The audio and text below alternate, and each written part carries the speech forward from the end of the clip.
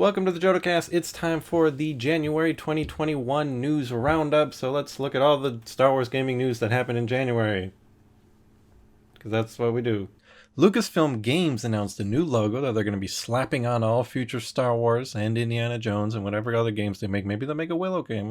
They announced a new logo that they're going to be slapping on all these new games going forward. Lucasfilm Games has been around for a while. It's always been the division of Lucasfilm that kind of works with the game developers and publishers, making sure they match their vision for Star Wars and stuff. But it looks like they're going to be ramping things up and being more involved than ever before.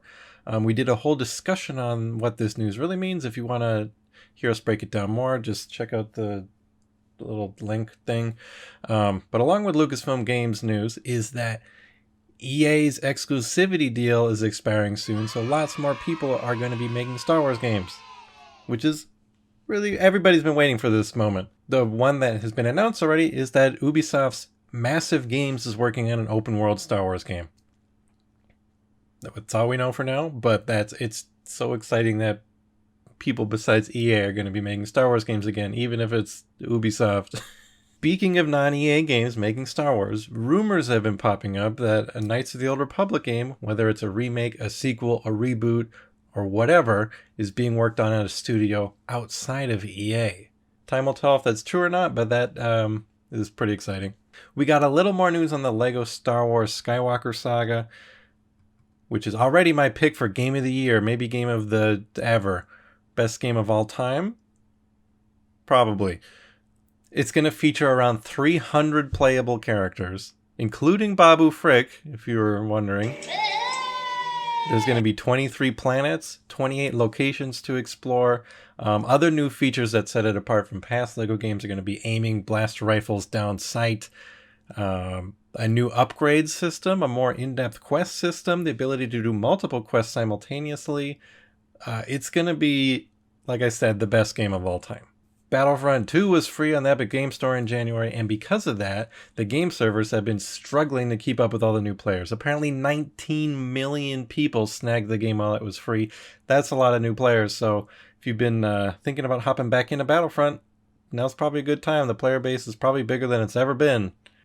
And in other Battlefront news, the original soundtrack for Battlefront 2015 came out to purchase and on streaming services, while Battlefront 2's soundtrack is going to come out on February 5th.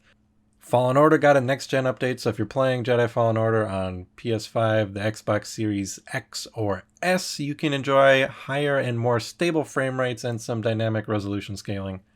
In another game update, Empire at War got an official update from developer Petroglyph.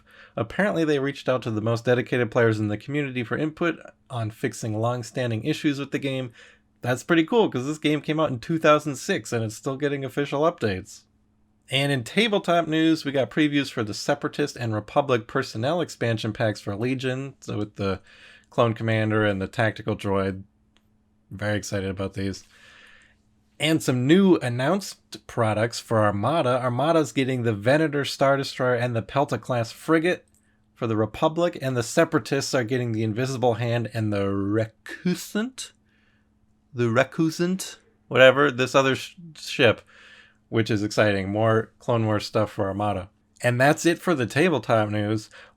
But I expect that February is going to be bringing the heat, because on Wednesday, February 3rd, Atomic Mass Games are having their first Star Wars edition of their regular live stream, so you don't want to miss that. So they're probably going to be announcing new products, and hopefully their plan for the Star Wars games should be big stuff. Can't wait to see that. That's all the news for January. Not a whole lot.